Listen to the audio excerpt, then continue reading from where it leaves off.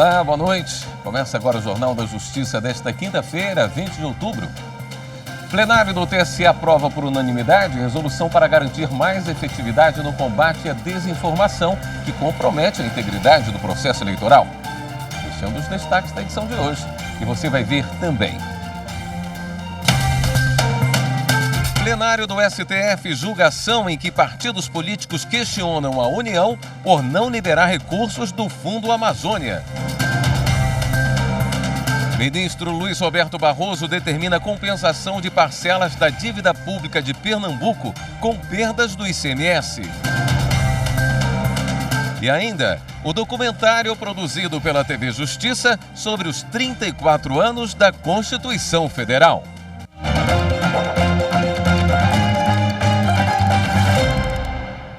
O Supremo Tribunal Federal retoma julgamento de ação em que 4 partidos políticos alegam omissão da União em relação à paralisação do Fundo Amazônia.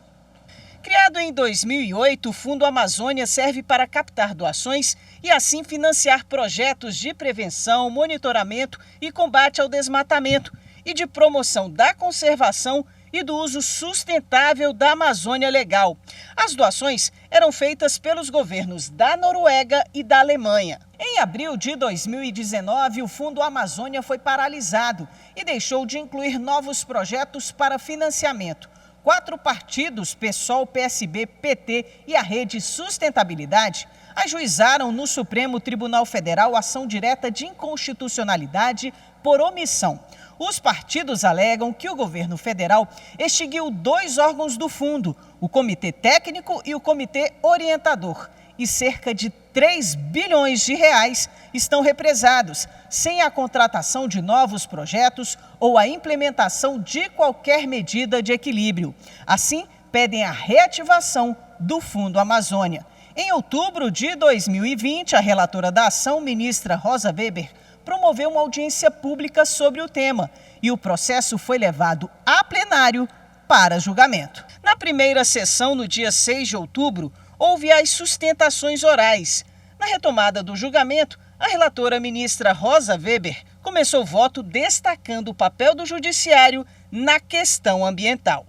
Não se trata de o Poder Judiciário se substituir nos deveres do legislador ou do administrador e refutar o mérito de políticas públicas por divergências, mas sim de atuação enquanto órgão de proteção dos direitos fundamentais nas situações de inadimplemento inconstitucional em decorrência da insuficiência normativa, seja de caráter legislativo ou administrativo.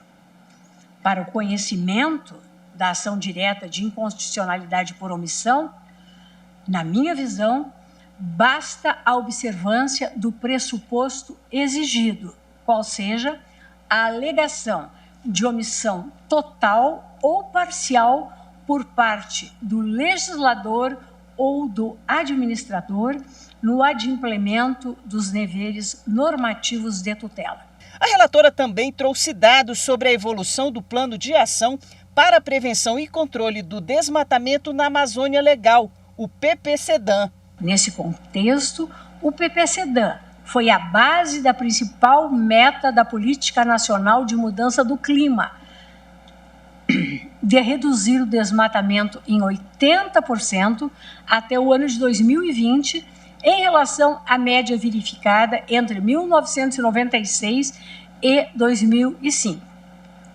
O plano foi se mostrando mais difícil de ser cumprido a partir de 2013, quando as taxas de desmatamento voltaram a subir, e entre 2012, quando atingiu o menor índice, e 2019, houve um aumento de 113% na taxa de devastação. Ou seja, a observância do referido plano, PPCDAM, logrou resultados significativos e relevantes em suas 2 primeiras fases, 2004 a 2008 e 2009 a 2011, cumprindo com as metas nacionais de redução. Todavia, na terceira fase, a partir de 2013, verificou-se tendência de aumento do desmatamento. Rosa Weber também destacou que houve uma degradação na questão ambiental nos últimos anos. O desgaste da política ambiental brasileira, em particular a política ambiental voltada ao combate ao desmatamento na Amazônia Legal, objeto de deliberação nesta ação constitucional, portanto, é sinônimo, na minha visão, da ausência e da insuficiência regulatória, fiscalizatória e dos incentivos governamentais indiretos para a retomada do modelo desenvolvimentista aliado à prática do desmatamento. Conjuntura essa que se agravou sobremaneira a partir de 2019, como demonstram os dados oficiais. O julgamento foi suspenso há pouco e vai ser retomado na próxima sessão de quarta-feira, com o voto da relatora, ministra Rosa Weber. E na abertura da sessão, a presidente do STF, a ministra Rosa Weber, apresentou o trailer do documentário sobre os 34 anos da Constituição Federal, produzido pela TV Justiça.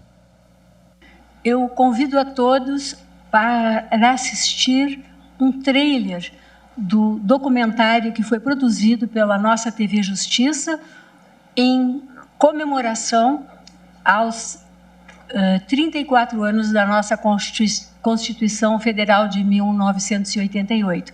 Foram ouvidos todos os ministros, foram ouvidos especialistas, e esse documentário, feito com tanto cuidado, com tanto esmero pela TV Justiça, irá ao ar neste domingo, dia 23 de outubro, às 22 horas.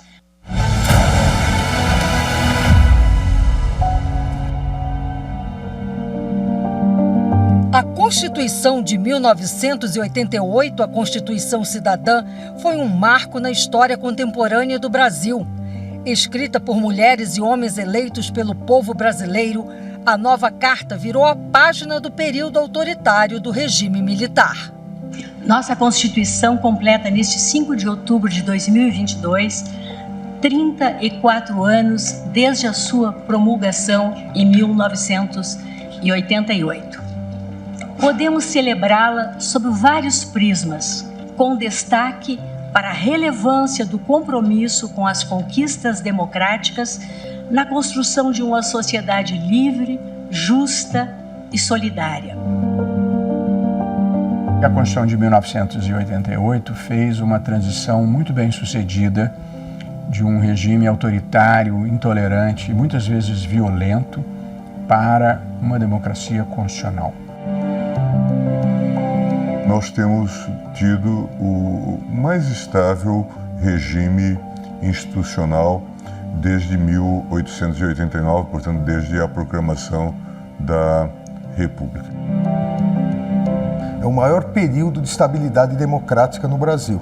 E isso se dá, ao meu ver, pelo fato da Constituição ter estabelecido um novo equilíbrio entre os poderes. A Constituição Federal de 1988 rege a partir do eixo axiológico da dignidade humana, da liberdade, da igualdade, o mais longo período de estabilidade institucional da história republicana do Brasil. A principal contribuição da Constituição foi ter posto o cidadão brasileiro no centro do direito e do direito constitucional. E nós temos uma sociedade que busca e tem como desafio constitucional no seu artigo 3º o fim das desigualdades entre as pessoas, desigualdades econômicas, desigualdades sociais, desigualdades regionais.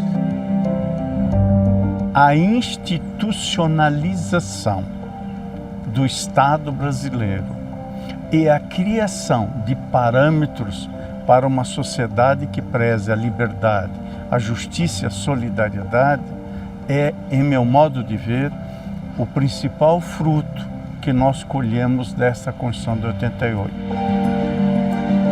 Os fundamentos que ela enumera para a nossa República são baseados na soberania popular, na cidadania, no desenvolvimento nacional e na valorização do trabalho humano. Falar em Constituição é falar em esperança, em reconhecer os valores de um povo que foram codificados e decifrados e transmitidos através de um documento que é a nossa Constituição. A nossa Constituição é uma das mais avançadas do mundo, sobretudo no que diz respeito ao capítulo relativo aos direitos e garantias fundamentais. A Carta Magna de 1988 faz aniversário neste mês de outubro. E a TV Justiça apresenta o documentário 34 anos da Constituição Federal. Uma análise sobre as conquistas que o novo texto trouxe à sociedade, à democracia e à liberdade no Brasil, nas palavras de quem construiu e de quem faz cumprir a lei suprema do país. Estreia no dia 23 de outubro, às 22 horas, com reprise durante a semana.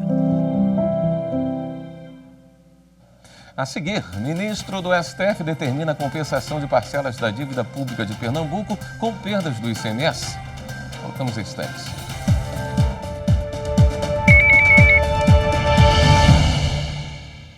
A urna eletrônica, uma vez ligada na tomada, funciona de forma isolada, ou seja, não há conexão com a internet, não há conexão com nenhuma outra rede que possibilite o acesso remoto aos seus dados. Nela, há 30 camadas de segurança, fora as diversas etapas de auditoria. O sistema eleitoral brasileiro ele é confiável, não só pela constatação técnica inerente a ele, mas também pelo nosso histórico de eleição.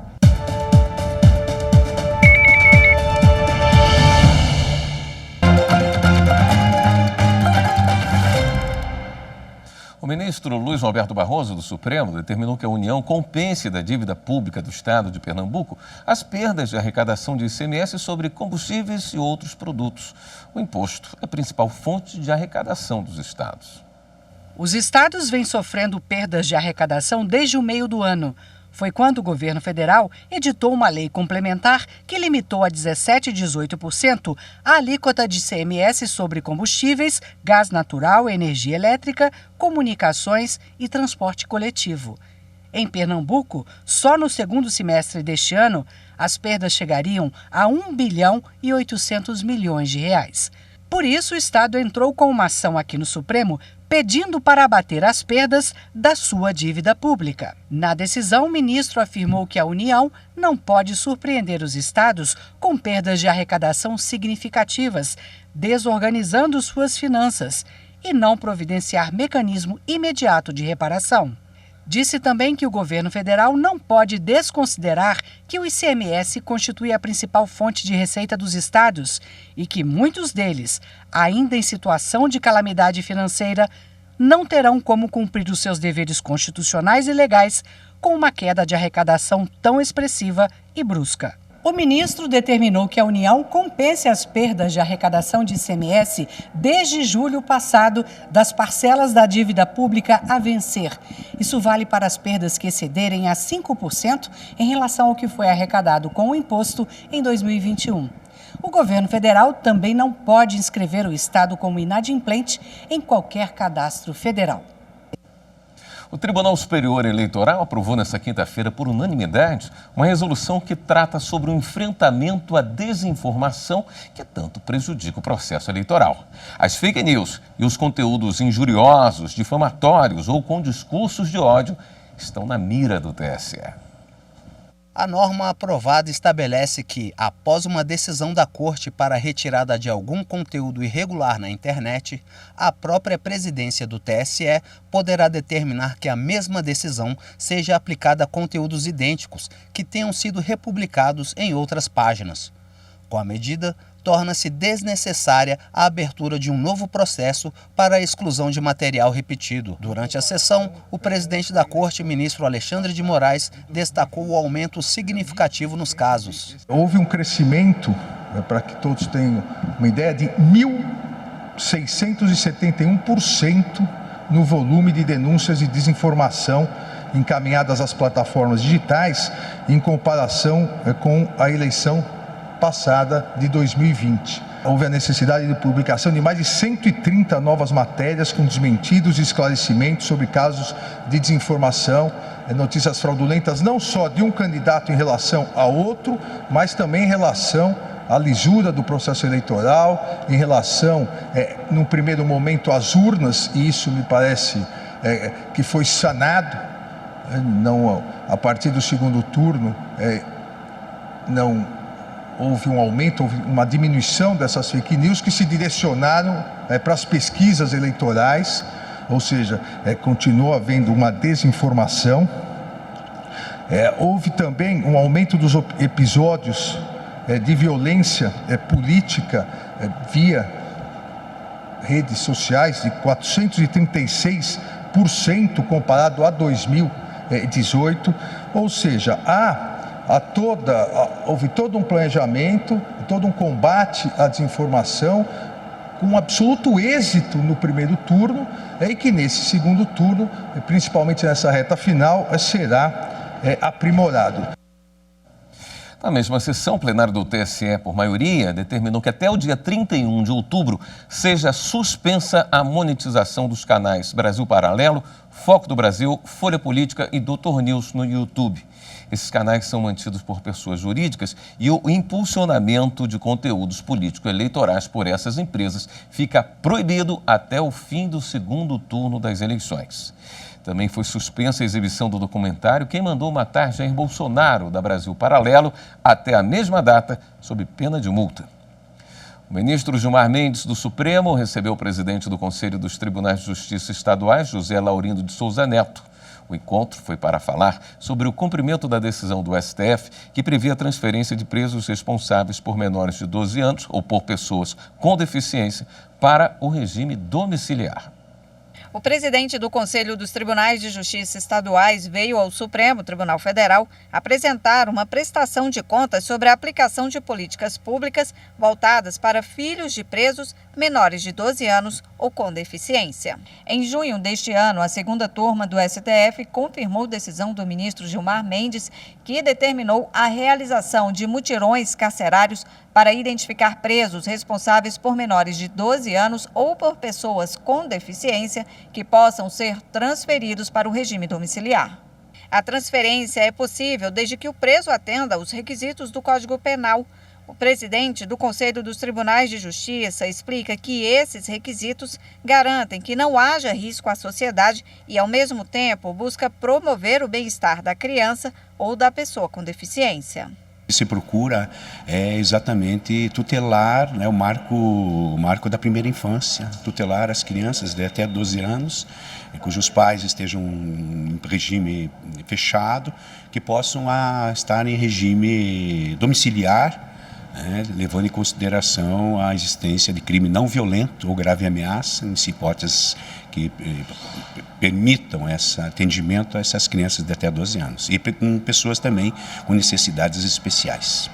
O ministro Gilmar Mendes afirmou que outra preocupação é avaliar quem tem direito a esse benefício, já na porta de entrada do sistema prisional. O nosso objetivo hoje é ter um controle maior quando alguém for preso ou mesmo condenado. Inicialmente a discussão é sobre prisão preventiva, já se saber se ele tem ou ela tem um menor sob guarda, sob sua responsabilidade, para facilitar, inclusive, a decisão sobre prisão domiciliar. O Brasil é muito grande, como sabem, com muitos desafios e com muitas peculiaridades federativas. Por isso, a gente tem que buscar essa uniformização. A seguir, Botafogo tem recurso negado pelo Tribunal Superior do Trabalho. Voltamos já.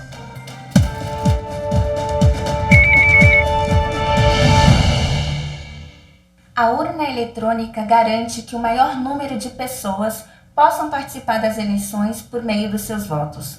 Por isso, há diversos mecanismos de auditoria e de verificação dos resultados, como, por exemplo, a cerimônia de votação paralela. Se você ainda tem alguma dúvida, busque informações sérias e seguras.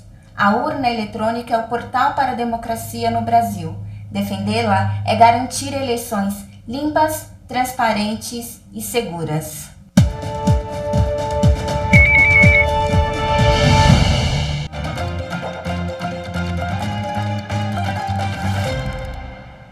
O órgão especial do Tribunal Superior do Trabalho rejeitou o recurso do Botafogo contra o depósito de parcelas de dívida trabalhista. Em 2014, o Botafogo de Futebol e Regatas firmou na Justiça do Trabalho um plano especial de pagamento trabalhista. O cronograma previa o depósito mensal de parcelas que chegavam a R$ 1.800.000 pelo prazo de 10 anos. Contudo, em 2020, alegando dificuldades financeiras decorrentes da pandemia da Covid-19, o clube pediu a suspensão do pagamento das parcelas de abril a julho daquele ano, que somariam R$ 7.200.000. O pedido foi inicialmente aceito pelo presidente do Tribunal Regional do Trabalho da 1ª Região no Rio de Janeiro, mas a Corregedoria Regional suspendeu a decisão e estabeleceu que os valores vencidos fossem pagos em até 15 dias úteis. Como não houve o depósito, o plano foi revogado em maio de 2021.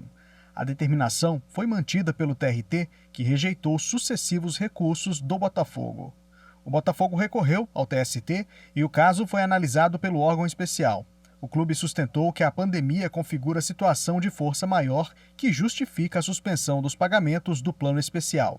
Segundo esse argumento, a medida visa reequilibrar momentaneamente a situação e o cancelamento do plano estenderia ainda mais o processo. O relator do recurso, o ministro Evandro Valadão, explicou que, de acordo com a jurisprudência do órgão especial, a decisão do TRT sobre o enquadramento ou a extinção de plano especial de execução tem natureza administrativa e, portanto, não é passível de recurso ordinário. A matéria, segundo o relator, é restrita ao âmbito da Corregedoria do TRT. A decisão foi unânime. O Supremo Tribunal Federal acolheu o parecer da Procuradoria-Geral da República e suspendeu as decisões trabalhistas em Santa Catarina que bloqueavam verbas da educação. A decisão unânime do Supremo Tribunal Federal foi no julgamento do pedido feito pelo governador do estado de Santa Catarina. As verbas bloqueadas eram destinadas à merenda escolar, ao transporte de alunos e à remuneração das escolas públicas. Segundo o Procurador-Geral da República, Augusto Aras, não cabe ao Judiciário, sem prévia autorização legislativa, determinar a retirada de recursos financeiros de uma programação orçamentária para outra, ou de um órgão para outro. Na mesma linha, a ministra da Corte, Carmen Lúcia, pontuou que as decisões judiciais questionadas alteraram a destinação dos recursos sem prévia autorização legislativa, em ofensa à independência dos poderes. O Superior Tribunal de Justiça decidiu que o critério de relevância do recurso especial só será exigido após a entrada em vigor de lei regulamentadora a ser aprovada pelo Congresso Nacional. O enunciado administrativo aprovado pelos ministros diz que a indicação no recurso especial dos fundamentos de relevância da questão de direito federal infraconstitucional somente será exigida em recursos interpostos contra acórdãos publicados após a data de entrada em vigor da lei regulamentadora prevista no artigo 105 da Constituição Federal.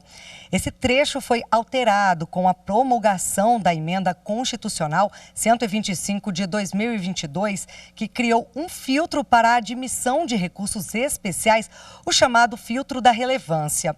De acordo com a nova regra, para o recurso especial ser admitido no STJ, o recorrente precisará demonstrar a relevância da questão jurídica federal em discussão. A proposta da lei que regulamenta a mudança constitucional será elaborada pelo STJ e remetida ao Congresso Nacional para apresentação e deliberação. O Superior Tribunal de Justiça promoveu um seminário sobre propriedade industrial para debater aspectos jurídicos relacionados ao tema. A abertura do seminário sobre propriedade industrial contou com a participação de ministros do STJ e representantes de diversas entidades ligadas ao tema. No centro dos debates, reflexões sobre o sistema mais adequado para os interesses de titulares de direitos de exclusividade, marcas e patentes. O coordenador científico do evento, o ministro Ricardo Vilas Boas Cueva, destacou a relevância do assunto discutido com os especialistas e juristas. Esses momentos de reflexão, de diálogo, são decisivos para que aumente a qualidade dos julgamentos e, com isso, a celeridade também deles e a segurança jurídica. Eu espero que seja útil para todos aqueles que participam dos julgamentos aqui no STJ, para todos os operadores de direito no país e para todos os que se interessam pelo desenvolvimento do país e pelo avanço da propriedade intelectual. A mesa de abertura foi coordenada pela Procuradora da Fazenda Nacional, Rita Dias Nolasco. Ela ressaltou que a temática está ligada ao desenvolvimento do país e o debate no STJ contribuiu para dar mais segurança jurídica para o setor. Precisamos que realmente haja cada vez mais incentivo à produção de marcas e patentes para que nosso país se desenvolva economicamente e esteja aí liderando e ocupando a posição que ele merece. São temas assim realmente muito importantes e que o STJ dá a palavra final. Então, por isso a importância, a relevância de ser realizado aqui com a presença dos ministros, ter essa possibilidade de diálogo acadêmico, né, e com os profissionais que atuam na área. O presidente da Associação Brasileira da Propriedade Intelectual destacou o papel do STJ na pacificação da jurisprudência relacionada ao assunto e exaltou a iniciativa da Corte em realizar o seminário. Os ministros do STJ demonstram muita sensibilidade em chamar para si um seminário onde podemos conversar, trocar ideias e, enfim, tentar, se não solucionar esses problemas, pelo menos conhecer os problemas melhor. Durante o evento, foram abordados em painéis de debate vários aspectos jurídicos relacionados à propriedade industrial, como recursos repetitivos, negócios jurídicos processuais, intervenção de terceiros e o filtro de relevância da propriedade industrial. Poder trocar essa ideia com os ministros, ouvir as ideias deles, ou às vezes até as angústias deles e poder debater é sempre muito positivo. Esta edição do Jornal da Justiça fica por aqui. Obrigado pela sua companhia, uma boa noite, até amanhã.